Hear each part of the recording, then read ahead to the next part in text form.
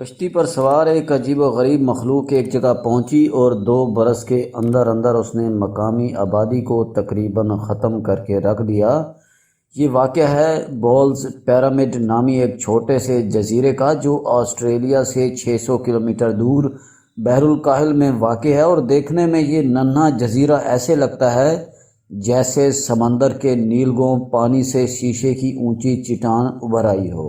جس مقامی مخلوق کا ہم ذکر کر رہے ہیں وہ اسی اونچی چٹان کے نصف پہ رہا کرتی تھی۔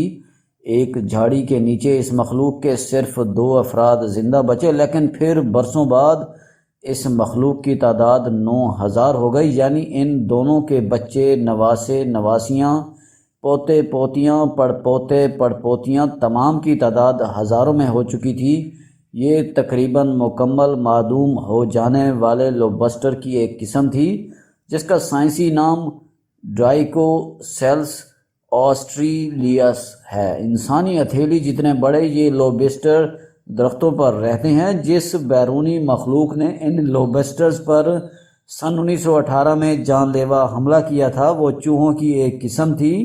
سائنسدانوں کا خیال تھا کہ ان لوبسٹرز کی نسل ہمیشہ کے لیے ختم ہو جائے گی، لیکن 83 برس بعد 2 زندہ بچ جانے والے لوبسٹرز اور ان کی آئندہ نسلوں کے اختلاط سے بولز پیرامڈ پر لوبسٹرز کی تعداد 9000 ہو چکی تھی۔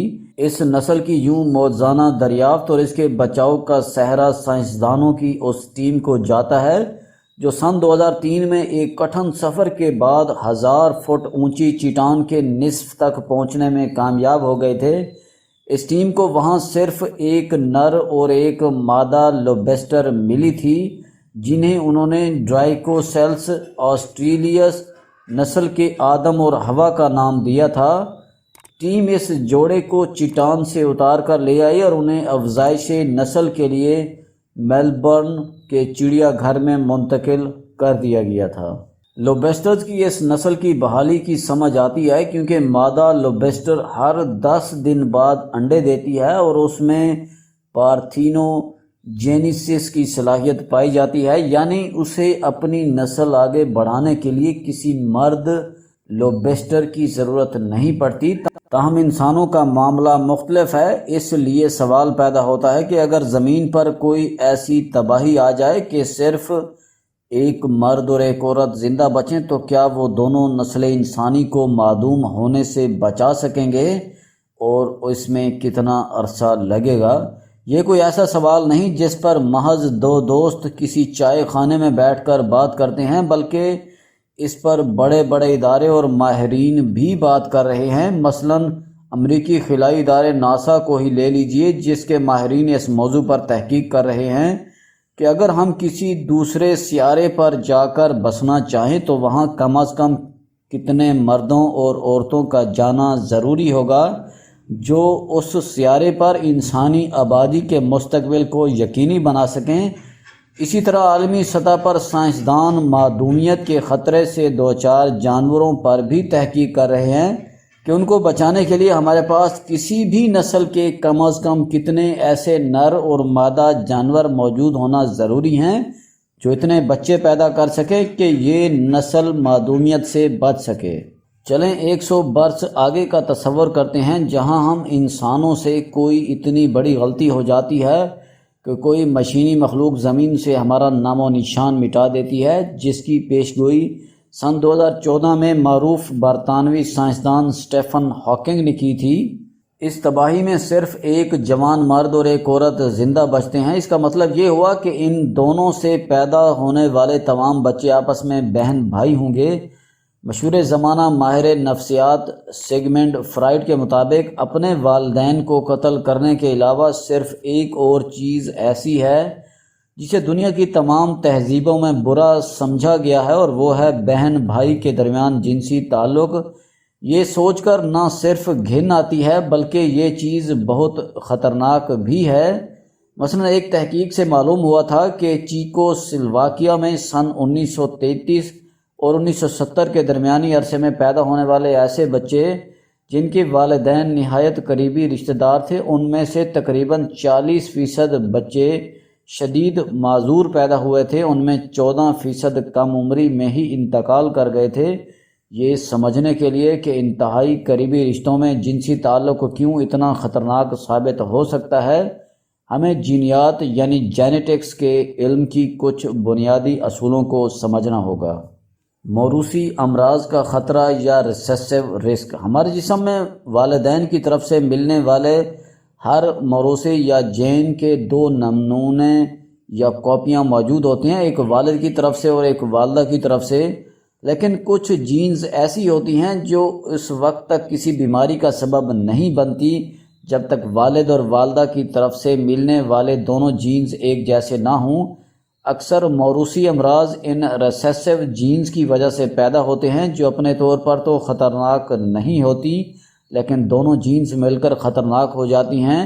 اوسطاً ہر انسان میں 1 یا 2 ایسی جینز ضرور ہوتی ہیں جن کا ملاپ مہلک ثابت ہو سکتا ہے۔ جب دونوں والدین کے درمیان رشتہ بہت قریب کا ہوتا ہے تو اس قسم کی خطرناک جینز جلد یا بدیر اپنے اثر دکھا دیتی ہیں۔ ایکرومیٹوپسیا کے مرض کی مثال لے لیجئے۔ یہ مرض بہت کم لوگوں میں ہوتا ہے اور اس کے نتیجے میں انسان کلر بلائنڈ ہو جاتا ہے، یعنی اس کی آنکھ رنگوں میں تمیز نہیں کر سکتی۔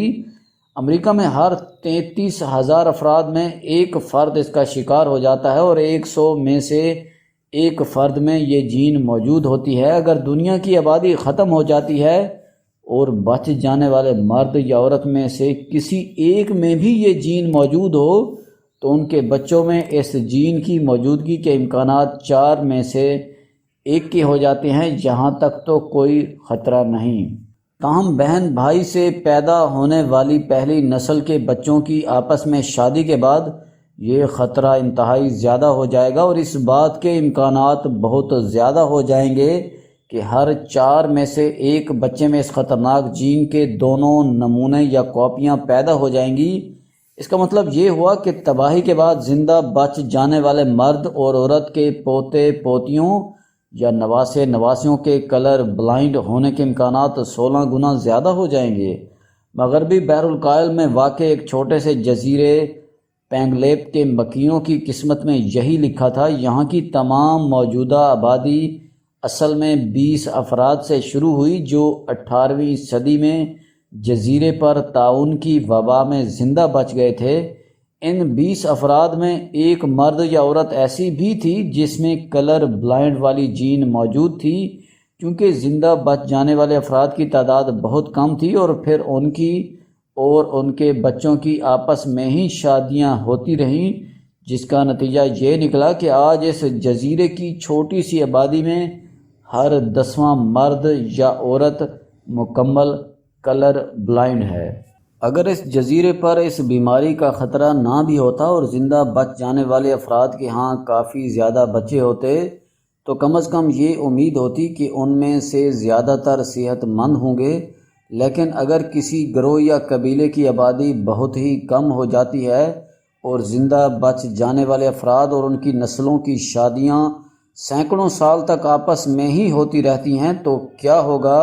یہ جاننے کی ہمیں دور جانے کی ضرورت نہیں، بلکہ ہم یورپی شاہی خاندانوں کی تاریخ کا جائزہ لے سکتے ہیں۔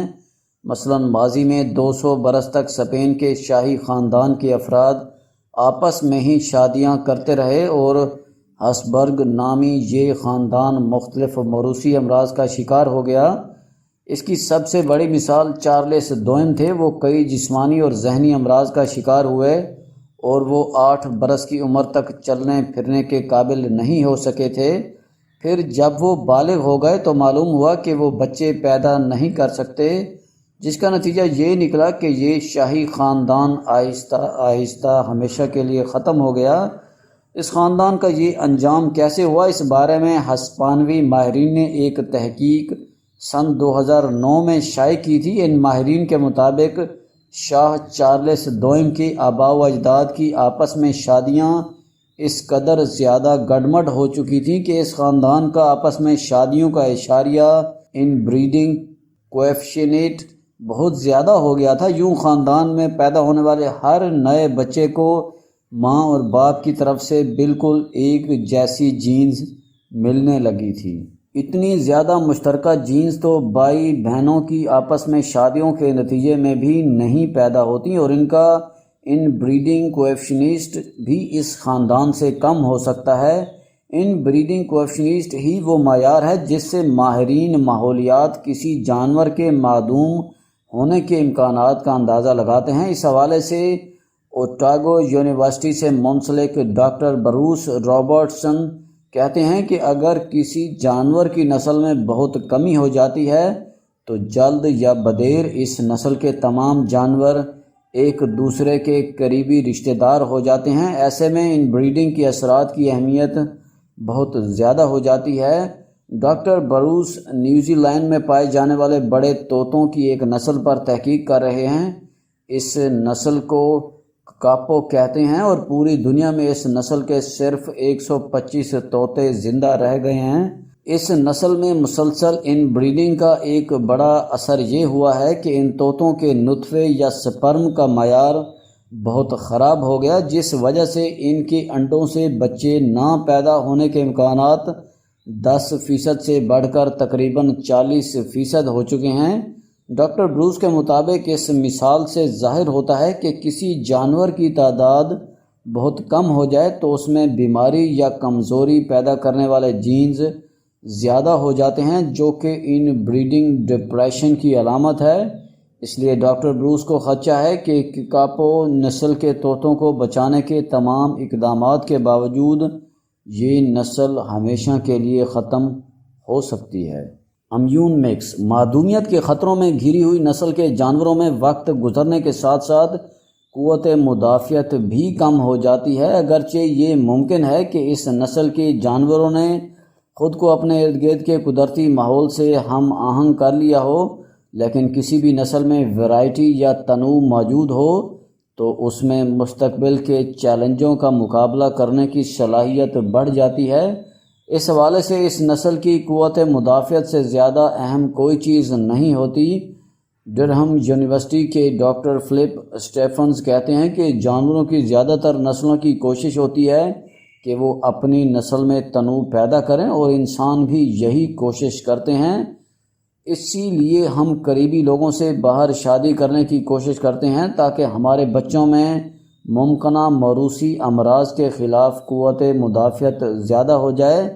اسی لیے ماہرین کا خیال ہے کہ ماضی بعید میں ہمارے ارتقائی سفر کے دوران جب ہمارا ملاپ نیانڈرتھال نسل کے ساتھ ہوا تو ہمارے جینز میں انقلاب آ گیا۔ ایسے میں سوال پیدا ہوتا ہے کہ کسی نسل کو کتنا تنوع درکار ہوتا ہے۔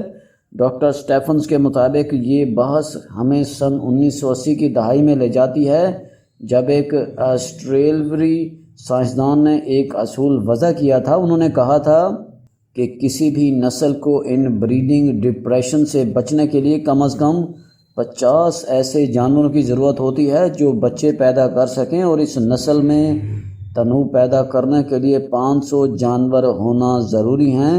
سائنسدان آج بھی اس اصول کو مانتے ہیں، تاہم جنگلی حیات کے ماہرین کہتے ہیں کہ اگر معدومیت کے خطرے سے دوچار جانوروں کی تعداد 500 اور 5000 کے درمیان ہو تو بہت اچھا ہے، لیکن ہماری اپنی تاریخ بتاتی ہے کہ یہ اصول انسانوں پر اتنا صادق بھی نہیں آتا۔